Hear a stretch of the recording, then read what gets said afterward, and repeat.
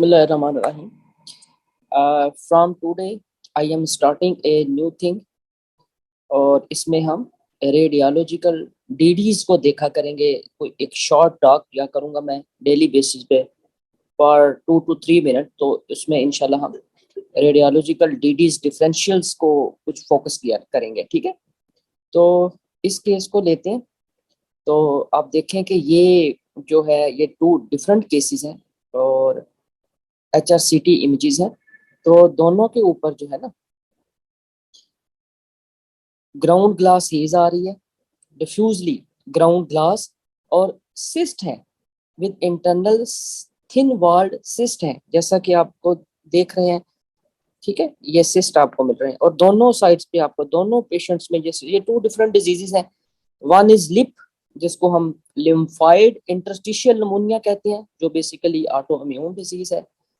इसमें लिम्फोसाइट्स की इन्फिल्ट्रेशन होती है। ठीक है, और पल्मोनरी इन्फिल्ट्रेट होते हैं और एंड स्टेज में फिर इसमें फाइब्रोसिस होती है। बेसिकली ये इंटरस्टिशियल लंग डिजीज है।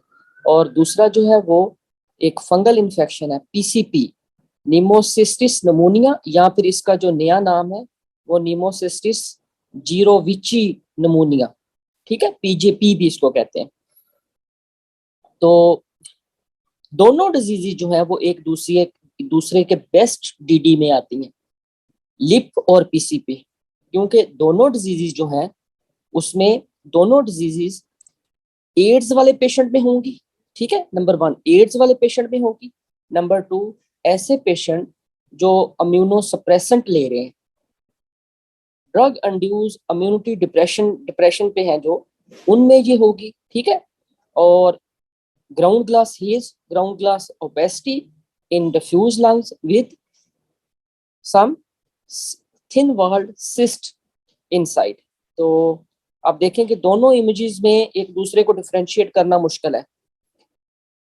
जो लिप है ना, ये बेसिकली ऑटोइम्यून डिजीजेस के साथ, शोजोगरन सिंड्रोम के साथ इसकी एसोसिएशन होती है। बहरहाल ये ऑटो इम्यूनिटी में आती है। ठीक है, और एड्स में भी आएगी।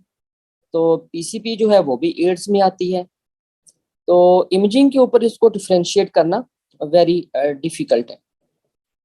तो एक पॉइंट है, क्योंकि ये जो LIP है ना, लिम्फाइड, ये लिम्फाइड का वर्ड इसमें आ रहा है।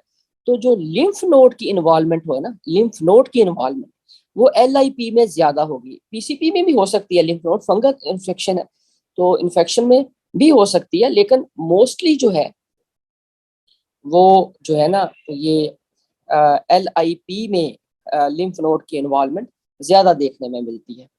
तो बाकी जो है वो ऑफ कोर्स LIP के लिए तो इसकी